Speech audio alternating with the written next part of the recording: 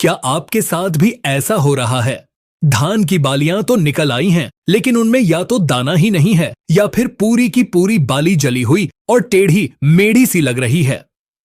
अगर हां, तो रुकिए, क्योंकि यह दो अलग अलग दुश्मनों का काम है और इनके धोखे में आकर 90% किसान गलत दवा का स्प्रे कर देते हैं। नतीजा, पैसा भी बर्बाद और 30 से 60% तक फसल भी बर्बाद। तो आज इन दोनों दुश्मनों गंधी बग और पेनिकल माइट की असली पहचान करना सीख लीजिए।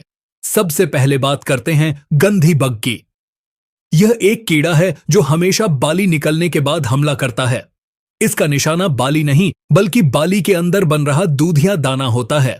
यह अपनी सूंड से सिर्फ दाने का रस चूसता है, इसलिए इसके हमले से दाने पर काला धब्बा बन जाता है, दाना पिचक जाता है और खोखला रह जाता है। लेकिन बाली की बनावट पर कोई असर नहीं पड़ता, बाली एकदम सीधी खड़ी रहती है।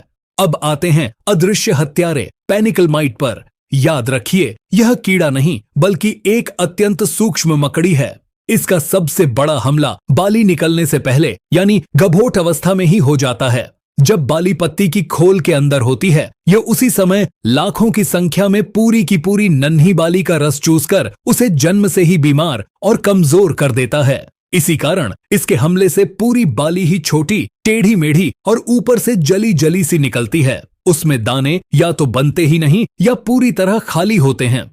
तो अब दोनों के बीच का सबसे बड़ा अंतर यानी अचूक पहचान का मंत्र गांठ बांध लीजिए। अगर बाली सीधी है पर सिर्फ दाना खराब और धब्बेदार है तो अपराधी गंधी बग है, और अगर पूरी बाली ही टेढ़ी मेढ़ी, ऐंठी हुई और बेजान है तो मुजरिम पेनिकल माइट है। याद रखिए, गंधी बग एक कीड़ा है तो उस पर कीटनाशक काम करेगा, और पेनिकल माइट एक मकड़ी है जिस पर सिर्फ मकड़ी नाशक ही असर करेगा। गलत दवा का छिड़काव करने का कोई फायदा नहीं होगा। तो अब सवाल यह है कि इन दोनों का सही इलाज क्या है? कौन सी असरदार दवा किस समय और कितनी मात्रा में डालनी है? यह पूरी वैज्ञानिक जानकारी हमने अपनी विस्तृत वीडियो में दी है।